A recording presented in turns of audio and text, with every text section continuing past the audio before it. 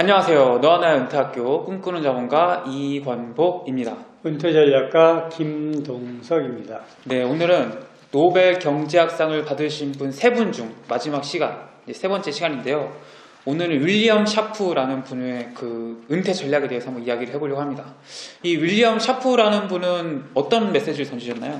이분은 사실 한국의 은퇴 준비하는 사람들에게 꼭 필요한 메시지를 던졌죠. 네. 뭐냐 하면 딱 그냥 심플하게 분산하라.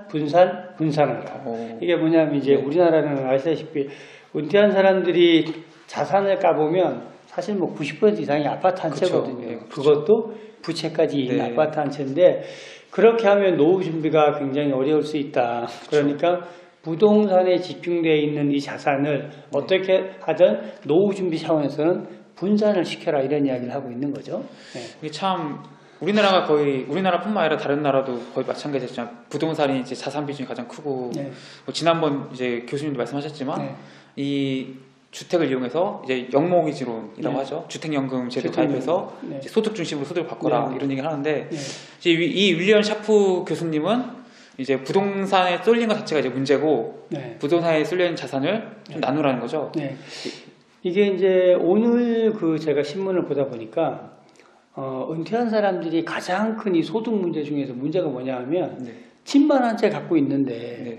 이게 그분이 그 신문에 보니까 빌라인데 서울에 있는 빌라가 4억이에요. 네. 근데 딱 이거 한 채밖에 없는 거야. 네. 그리고 이제 중형 자동차 오래된 거 한 대. 네. 이거밖에 없는데 이분이 약간 연금 소득을 받더라고요. 그래갖고 작년 같은 경우는 자식에게 피부양자로 의료보험을 했는데 네. 이게 올해부터 안 되잖아요. 네. 그래가지고 이제 의료보험료를 내야 되는데 돈이 없는 거예요. 그러니까 달랑 가지고 있는 건 빌라 한 채밖에 없는 거예요. 그러니까 이런 분들이 분산을 해놓지 않았을 경우에 노후에 발생하는 문제가 굉장히 크기 때문에 사실 아파트가 됐든 뭐가 됐든 간에 부동산 하나에 있다라면 이걸 사실 조금 줄이더라도 해서 그 여유 자금을 가지고 주식에 투자를 하든지 어딘가에 투자하든지 해서 분산을 시켜서 노후 준비를 해야 된다는 얘기를 샤프 교수님이 하고 계신 거죠. 네. 그래서 이 윌리엄 샤프님이 말하는 좋은 투자라는 것은 결국 이제 분산 또 이제 분산을 해야 된다. 이것이야말로 정말 좋은 투자라고 그렇죠. 얘기하는데 더 나아가서 어느 정도까지 분산 투자를 해야 되느냐 이제 크게 세 가지를 말씀하십니다.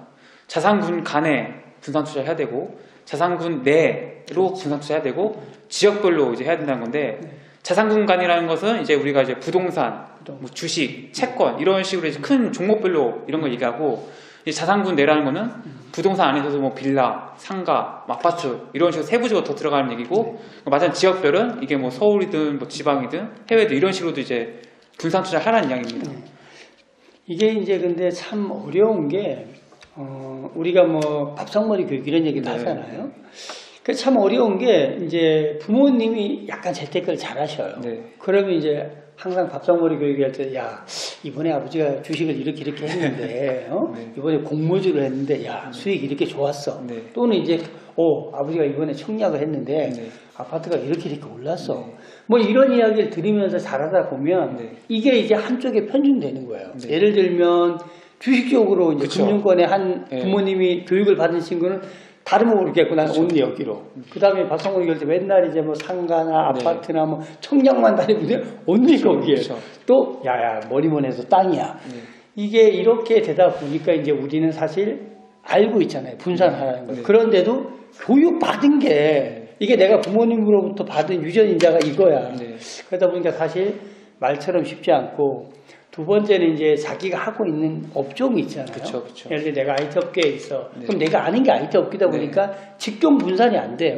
결국은 내가 아는 직종 내에서 분산을 하려고 하지. 예를 들면 네이버를 갖다가 또는 예를 들면 카카오를 갖다가 이렇게 이제 IT 안에서 분산을 하려고 하는데 교수님이 이야기하는 건 그게 아니라 넓게 분산하는 이야기를 하고 있는 거죠. 그러니까 이제 더 나아가서 내가 IT 업종에 종사를 하고 있으면은 IT 업종에는 이제 투자하지 말라는 거죠. 그렇죠. IT 업계가 망하면 나도 망하고 이제 투자도 망하기 때문에 그 정도로까지 분산 투자를 해야 한다는 이야기입니다. 맞죠. 그때 이 윌리엄 샤프 교수님이 이제 노후 자금 부족이 예상되는 분들께도 이제 4가지 팁을 주셨어요. 어떤 걸로 주셨죠? 일단 좀 더 저축해라. 두 번째는 이제 은퇴 시기를 늦춰라. 이건 대한민국에서 많은 사람들이 노력하고 있는 거예요. 그 다음에 좀 소비를 주쳐라. 그리고 난 다음에 이제 이제 마지막으로 정말 이 노후 자금 가지고 있는 거 있잖아요. 이걸 너무 안전하다게 해서 채권이라 내놓을 게 아니라 약간 위험하더라도 주식이나 이런 쪽으로 올려서 수익률을 좀 올려라 이 얘기를 하잖아요. 사실 이 샤프 교수님이 한 얘기 네 번째는 정부에서 이제 금융권에 있는 사람들이 많이 얘기해요. 야, 너들 국민연금공단, 니를 맨날 안전한 채권에다만 갖다 해가지고 수익률 그래갖고 이 국민연금 고갈된다고 얘기하지 말고 약간 공격적으로 하더라도 수익률을 조금만 더 올려도 국민연금 이게 고갈되는 걸 늦출 수 있다는 얘기를 하잖아요. 그쵸. 샤프 교수님이 하는 말씀이랑 똑같은 거죠. 그러면 우리 개인 입장에서도 내가 가지고 있는 돈을 까먹으면 안 되겠지만 너무 안전하게 하는 것보다 약간 좀 수익률을 높일 수 있는 곳에 투자를 해라 이런 말씀을 하고 계신 거죠.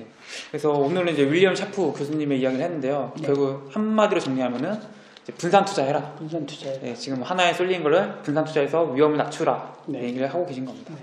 너와 나의 은퇴학교는 주식, 부동산, 경제, 은퇴 전략에 대한 다양한 콘텐츠가 올라가고 있습니다. 이러한 분야 관심 있으신 분이라면 은퇴학교를 구독해 주시고 좋아요 눌러주시면 감사하겠습니다. 고맙습니다.